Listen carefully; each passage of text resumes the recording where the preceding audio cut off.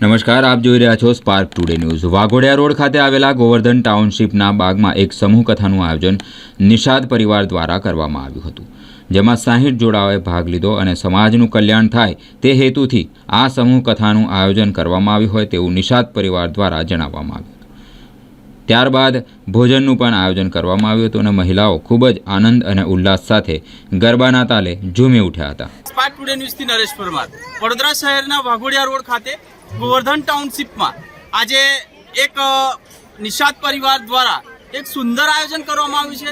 એ એવું આયોજન છે કે ધાર્મિક રીતે આપણે કથાનું આયોજન ઘરમાં કરતા હોઈએ છીએ, પણ આપણે ગોવર્ધનમાં રહેતા તમામ લોકોને સાથે લઈ અને આશરે 60 યુગલોને સાથે રાખી અને 60 જણ એક સાથે કથામાં બેસી અને એક અલગ જ પ્રકારનું સુંદર એક ભક્તિમય વાતાવરણ અહીંયા આગળ ઉપસ્થિત થયું અને આ પરિવાર દ્વારા આ તમામ આયોજન એમના દ્વારા કરવામાં આવ્યું છે।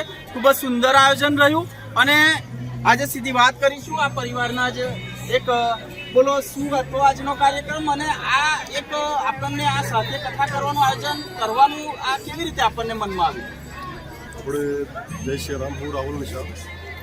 સમાજની એકતાને વધુ મજબૂત કરવા અને સોસાયટીની એકતા વધારવા માટે અને આ કાર્યક્રમ દ્વારા આપણા સાંસ્કૃતિક કાર્યક્રમને વધુ પ્રેરણા મળે એ રીતે આ કાર્યક્રમની યોજના થઈ રહી છે અને સર્વે કલ્યાણ આપણે આ કાર્યક્રમ કરી રહ્યા છીએ।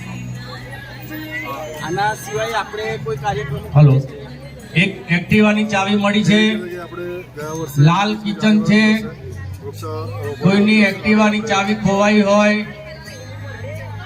આપણે 26મી જાન્યુઆરી ગયા વર્ષે જેમ કે 200 પક્ષીઓના ઘર વિતરણ કર્યા હતા અને વૃક્ષારોપણ બી કર્યા હતા અને 200 વૃક્ષારોપણ પણ આપ્યા હતા, જેથી આપણા પર્યાવરણ જળવાય। જય શ્રી રામ।